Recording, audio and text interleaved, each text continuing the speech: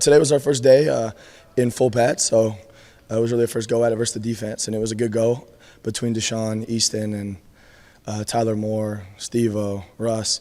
Everybody pretty much got equal reps and gave everybody their fair shot, so excited to go watch the film and see what they all did and be able to grade it and get it back to them and decide who the guy is that's ready for their moment to make a big play and make a big block. What have Burkle and Keller really shown you kind of since fall camp got going? Man, just their preparation and their commitment to what the culture of our tight end room means, and they knew that, and that's why they came to school here. So they come here and they learn from the older guys and they take great notes, and they come and they watch the older guys, and they're great in the weight room, and they're so much farther than I expected. And I pushed them as soon as they were both done with basketball in high school just to get ahead, and they've helped push our group because if the freshman guys are going to work as hard as they are, then everybody else better match the work ethic and vice versa. Have you seen Tyler grow since he got on campus? Oh, man. It feels like it's been a lot. He feels like he's been here a lot longer than he has with him being a mid-year guy. But it's so important to him. I always say football is so important to him. Being a tight end here is so important to him. Just how far he's come mentally. I mean, physically he's always been huge. But he wears his emotions on his sleeve. He reminds me a lot of Charlie in that sense. And he wants to make every play and make every block. And being able to handle adversity and come back and make big plays. The maturity that guy's had over the last 2 years has blown me away. How unsung was Jared's contribution to the running game? He started to catch a couple balls too, but I mean, just the things he did as kind of an H guy. Yeah. You know, how can you expand on that? Yeah, I just think the versatility he gives our offense is absolutely critical, and he gives our offense a mentality and an edge, and he brings grit to our offense. And it injects energy into everybody else around it. His physicality, just his story with being a walk-on. We were talking to him the other day. He didn't get a single Indy rep his first year here, and now he's going to be a captain of our football team. He's going to get the most reps in the tight end room, and he'll die out there for an inch. And everybody knows it, and he feeds into everybody, and I can't say enough about how much I love Jared Russ. Go back to 2019, and you know exactly where I'm going with Yes, this. sir. What was your reaction when Campbell said what he said about Easton? I wasn't surprised at all. I knew just with my involvement in the recruiting process with Easton how athletic he was and what they did with his offense. And I knew that he had the tools to be a really, really special player. And I don't think people understand just how smart that kid is as well. Like, he understands everything. I have so much trust in that kid just from a mental standpoint, and his ability speaks for it since he's so loose, he's so fluid, what he's done in his commitment to the weight room. Yeah, I wasn't surprised at all with what Coach Campbell had to say, and I'm glad he did it because it had some pretty big shoes for him to fill from an early age. And I like to put those guys in different situations from a pressure standpoint, and he knew when Campbell said that he believes in them. I have all the trust and belief in Easton to come here and make big plays. He had a huge catch today in our two-minute drill. Like, I trust that kid, and I expect him to have a huge season for us. Is he the one that kind of profiles the closest to Comer as far as kind of what he brings to the equation? I think him and Deshaun are both incredible route runners. Tyler's an incredible route runner. Like, this summer, all three of them ran over 20 miles per hour with the catapult thing, so they can all roll. And they're all creative. Like, Charlie's creativity and his passion and his just the way that he understood leverage and how competitive that guy was, those three are all like that. And just giving them the confidence to go out there and run routes. Like, Charlie believed when the ball was in there he was going to get it. It didn't matter what look we had, he was going to get open. And that's hard for guys that haven't got a ton of reps to have. And that's where I have to get them going with the one-on-one stuff. And I want to make them creative and give them as many tools as they can to go out there no matter what the look is, no matter what the coverage is. They could go out there and win. And when the ball's in the air, it don't matter how many people are guarding them. Like, it's our football. It's a mentality, and you have it every day no matter what they throw. If I throw the kid a pencil, I expect him to look the ball or look the pencil in, look the ball in, whatever it is. All right, and those guys do that. You talked about Jared's path to playing time, and that's obviously unique to him, but there's Yep. a lot of guys that have taken the hard way to playing time across the board. What does that, I guess, say about what you guys have going on program-wide? For sure. I think that speaks of not only the culture of our program in general, but the culture of our tight end room.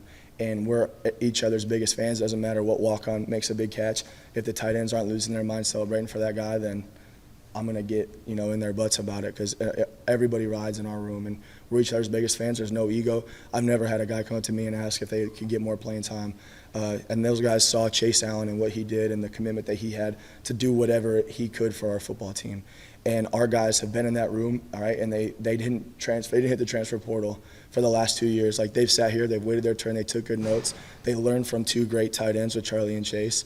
All right, and I'm excited to have them go put their own twist on it. But the toughness and grit and their dedication to what we're trying to do here is exactly what I want for the guys that I coach. Those guys will die for an inch, all right, to help us win any football game. ideally, how does this competition play out for you just from a, 2D, 3D standpoint, given the range of guys that you've got and athletes, probably guys that can really contribute on special teams too? How do you see it? Yeah, well, ideally? it starts really with special teams.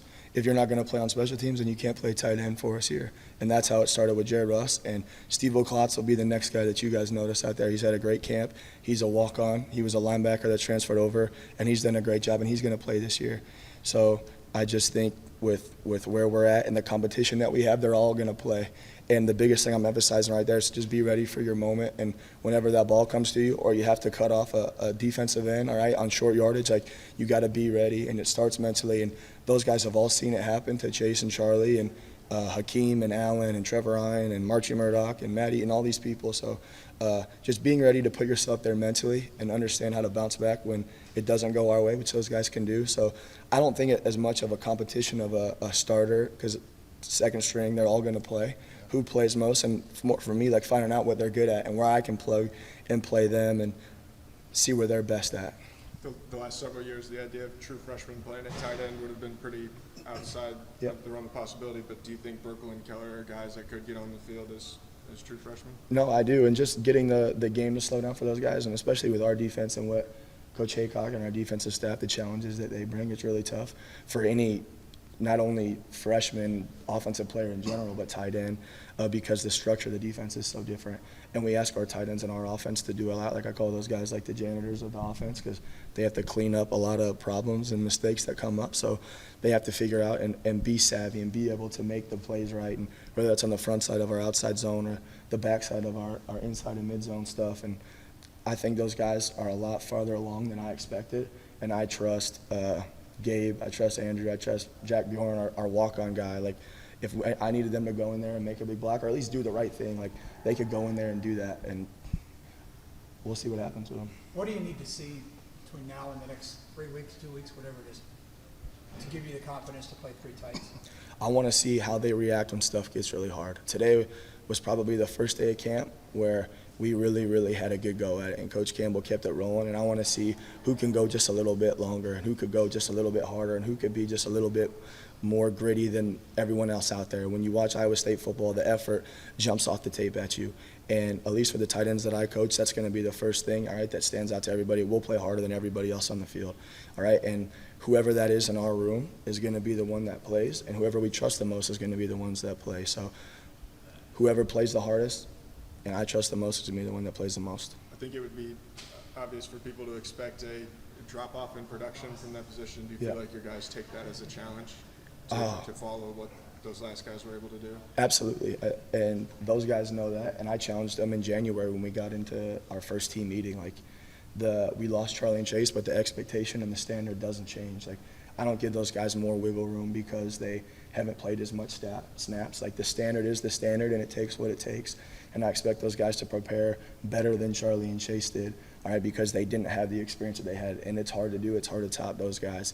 And we're not going to have the production that we had last year at tight end, but we're still going to play in as much 12 and 13 sets as we probably did.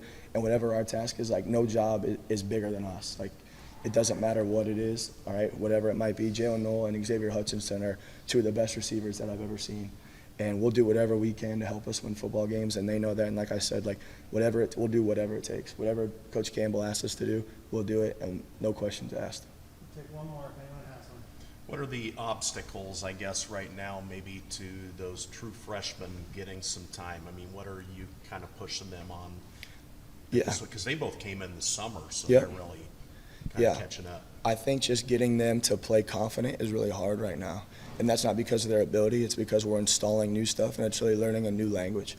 And to be able to go out there and play confident, you have to feel good about what you're going to do and what you're seeing. And those guys are running a lot of things and doing a lot of things for the first time that they've ever done it. So it's hard to feel really good about what they're doing. So being able to expedite that process the best way that I can to get there, because I want my guys to go out there and have great energy and feel really confident about what they're going to do. So I'm looking forward to the next couple of weeks to get some scrimmages and have those guys be able to block some older guys, all right? And I put Gabe in there today and Andrew in there today with some older guys, just because you got to get punched in the face or hit in the face and knocked on your butt a few times. That's just how you build confidence, through the adversity and through stepping out of your comfort zone, even though it's tough and you're going up against physically bigger guys, all right? And we have to lose, all right, before we could get better. And they're not going to do that without experience. So just get them in the fire and let them have some fun. And when it doesn't go well, hug them and tell them you love them and keep coaching them.